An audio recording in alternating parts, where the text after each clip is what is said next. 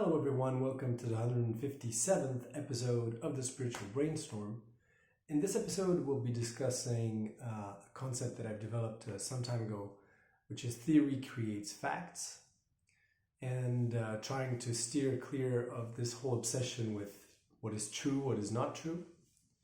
And then the second thought experiment is revisiting non-determinism and where it comes from, and give you some thought experiments on that topic.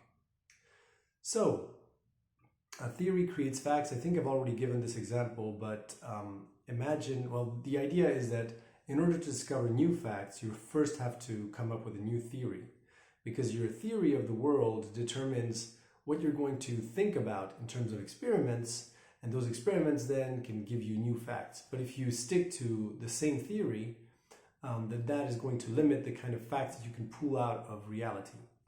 So the typical example is flat Earth. So imagine people in the 14th, 13th century were convinced that the Earth was flat.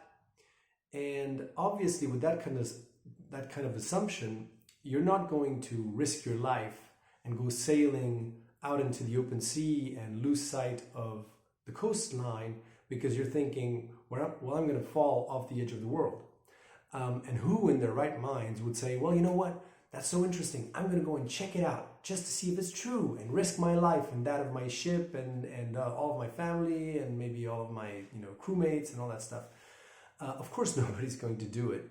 And so the first thing to discover the fact that the world or the Earth is not flat, the first thing you have to do is to change your theory. And so if you start with the assumption that the Earth is round, then you can be like, okay, let's test that, and then let's go and sail out into the open sea. And obviously there are many other kind of thought experiments that you do before even doing that. You're not going to just say, oh, I'm going to test this theory, see if it's true. You're going to first think about, well, wait a minute, the sun is setting, and then when I look into the distance, I can see that some of the boats sort of go over the horizon and I can't see them anymore, even though I could see them just a minute ago. That's so strange.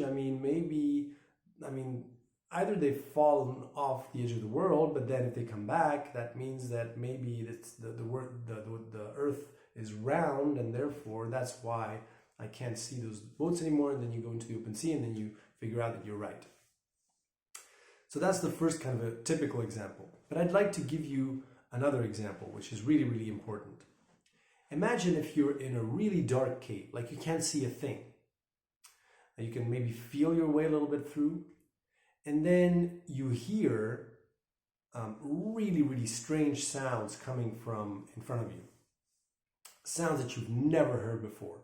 And you can't tell if they're dangerous, or if they're reassuring, or you don't know what it is. You have no idea. You don't know this, but the exit is actually, you have to go towards those noises and then past them, and the exit is that way. You don't know that, of course.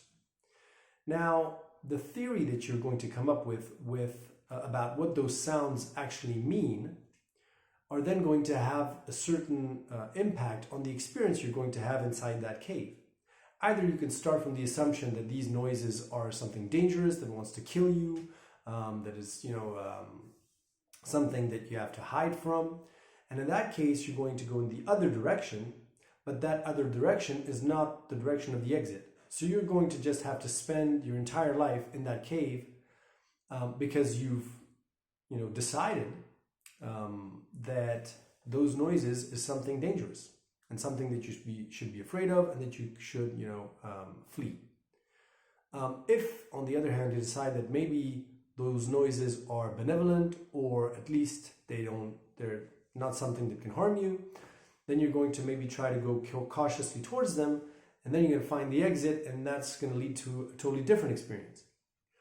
And obviously, the human mind is a kind of a self-justification machine, meaning when you've made a choice, you kind of try to reassure yourself that you've made the right one constantly, because otherwise you'd be constantly hesitating and you'd never be actually making a definite choice. You'd always be like tinkering and all that stuff. So If you've decided to flee, those noises are dangerous and you want to flee them, then you're going to justify that to yourself. You're going to say, you're going to be in that dark cave, but you're going to say, yeah, of course, I have to live in this cave, I have to make do, I have to like eat rats and stuff, but it's still better than actually to die, because these noises are definitely dangerous and it's obvious, and you know. And then if you have kids, eventually, if you're like a group that is stuck in that cave, you're going to tell their kids, you know, you're going to tell your kids that it's dangerous, that you should never go out there, and etc.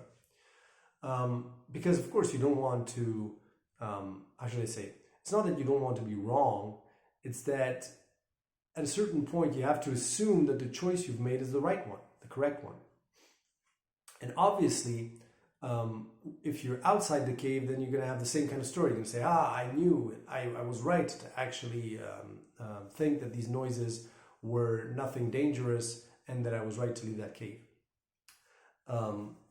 Obviously, this, in the grander scheme of things of how the universe works, all of this is just, you know, self-convincing and self-talk, because who knows, you know, maybe you've exited the cave, but there are, you know, much more dangerous predators there, and they're going to kill you and eat all of you, and all of you are going to be dead, and then that's it, end of story. So great, you made it out of the cave, but then you're dead. Or the contrary, or actually it's staying inside the cave that eventually, you know, you're going to get, I don't know, some kind of food poisoning, or you run out of resources, and then you die starving in the cave. But it's just a really important thought experiment to sort of let go of this whole true versus false, and also to realize just how important it is. You know, the theory really comes before the facts, and that the facts sometimes are actually more like self-justification than actual facts. You know, like you could say once you're inside the cave, you're still inside the cave, you're going to think, okay, the fact is these noises are dangerous, or the fact is I'm still alive because, you know, thanks to fleeing those noises and going inside the cavern. Plenty of different things, or the contrary. So it's really important not to, you know, be obsessed with facts and this, you know, trying to break this dichotomy of false versus true.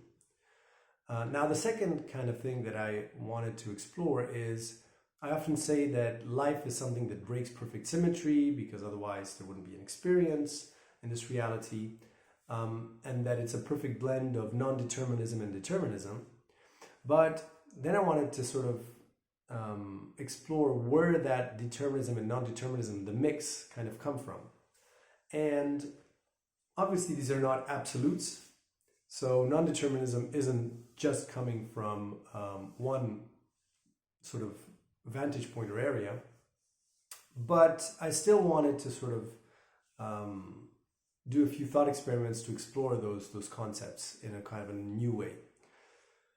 So the first way I'd like to explore them is how a plant grows.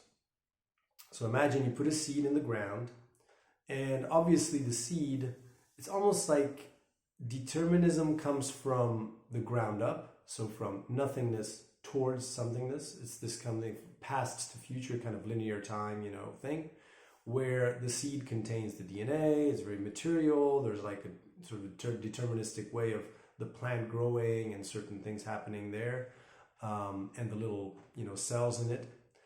And then, but where does non-determinism come from? And so here, I would say that at the very, very start of life, determinism comes from the ground up, and then non-determinism comes from infinity coming down towards somethingness.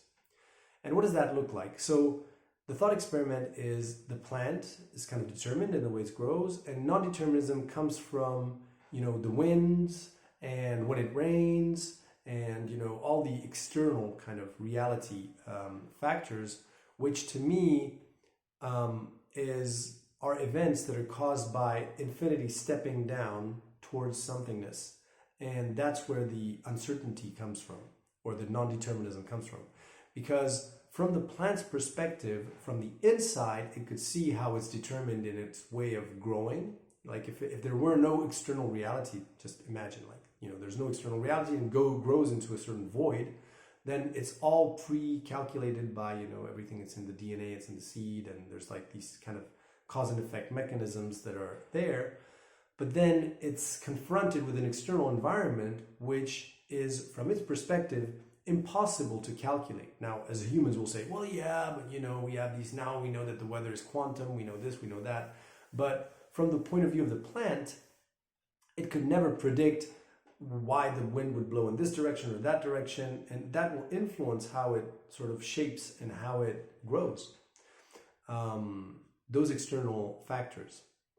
And even now, like the weather, like people think that they figured it out, but to me, the weather of our planet is not just, obviously it's determined by us to a certain extent, but also by, you could say like that this cosmic weather of like the universe, and then the galaxy, and the links between the different galaxies, and then cosmic radiation, emanating from the center of the black hole of our galaxy, and then going into different solar systems, and those solar systems that are affected then, and their activity changes. So it's almost like there's this cosmic dimension to the external environment, which is a stepping down from infinity, which is what is completely in flux.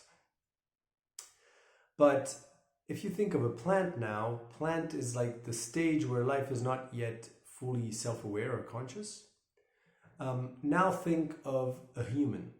So think of a human as a plant as well. Like imagine the seed, and the embryo that grows in the womb and all that stuff. And then something that comes from infinity stepping down is conscious at that point, not unconscious. So the winds that we have to navigate through are what we would call synchronicities or serendipity or destiny or plenty of other things. Like you could think of the plant and the way that it grows being influenced by non-conscious non-determinism. So a kind of a randomness kind of factor that comes from infinity downwards.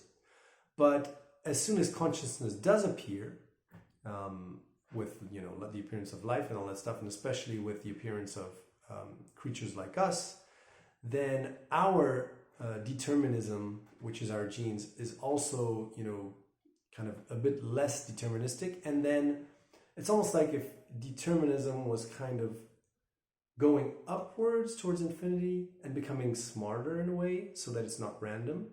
And then non-determinism is sifting downwards and making things a little less non-deterministic from the ground up. Like you're no longer so predetermined in terms of like, your genes and everything, and you can have a sort of an influence on that. And so almost it's kind of like this determinism from zero to our reality that is at the very, very, very beginning of life, and non-determinism from coming down from infinity towards our reality is also something like at the very beginning. And then these two kind of mix gradually as the universe evolves. And so understand that our winds, the equivalent to the winds for humanity, is higher evolved kind of beings or entities that are conscious themselves and that steer humanity in one direction or another. Think of it as like a human, for instance. Imagine you're looking at an anthill and you see that the ants there's going to be a flood in a certain area that could potentially wipe out the entire ant colony.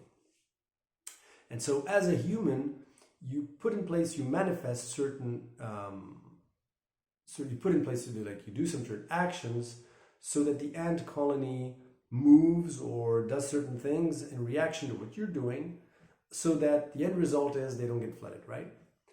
And you might put obstacles, you might kick into the anthill, you might move the anthill, you might do plenty of different things.